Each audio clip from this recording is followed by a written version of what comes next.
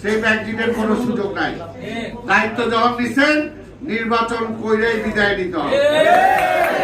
কাজে নির্বাচন করার জন্য আপনার কঠোর হন, কঠিন হন। যে এটা বললো ওইটার জন্য নির্বাচন হবে না ধমক দেয়, আরে এটা কি মগের মূল্য নাকি? ফেব্রুয়ারিতে বলছে নির্বাচন হবে, নির্বাচন হবে ইনশাআল্লাহ। তো সেটার জন্য যা যা দরকার আজকে জনগণকে নিয়ে দরকার আবার মাঠে নামতে হবে, জনগণকে মাঠে নামাইতে হবে।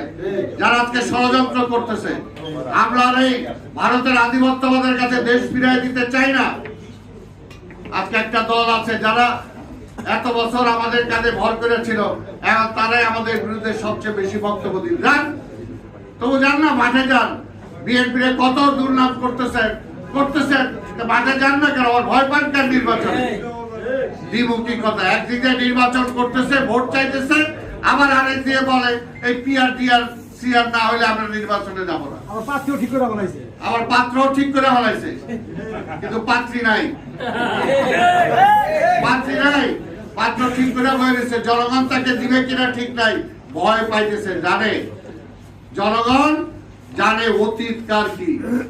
আমরা পরিষ্কার বিএনপির পক্ষ থেকে আমরা বলতে চাই, বিএনপির একটি অতীত আছে, যেটা গ্লোরিয়াস অতীত, গৌরবোজ্জ্বল অতীত। বিএনপির জন্মই হয়েছে এই দেশের স্বাধীনতা রক্ষা করার জন্য, গণতন্ত্রকে ফিরিয়ে দেওয়ার জন্য। এবং প্রতিটা দুঃসময়ে বিএনপি নেতা যেমনি শহীদ রাষ্ট্রপতি জিয়া রহমান স্বাধীনতার ঘোষণা দিয়ে যুদ্ধ করেছিলেন, ৭৫ পরবর্তী পর্যায়ে এই হাসিনা বাবা যখন দেশটাকে রসাতলে নিয়ে গেছিল, মানুষ না খেয়ে মারা গেছিল, এই ঢাকার রাজপথে ৪২ লাখ পড়ে থাকতো, একজনের বমি আরেকজন খাইতো।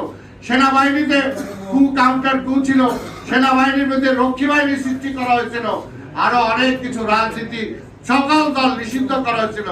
তখন জিয়া রহমান ধূমকেতুর মতো, যিনি আবির্ভাব হয়েছিল ২৬শে মার্চে, তিনি আবার ৭৫-এর সেই ৭ই নভেম্বর আবির্ভাব, জনগণ তাকে বের করে এনে তার হাতে ক্ষমতা দিয়েছিলেন। তিনি এই দেশে আবার গণতন্ত্র ফিরিয়ে দিয়েছিলেন। আমাদের নেত্রী দেশনেত্রী বেগম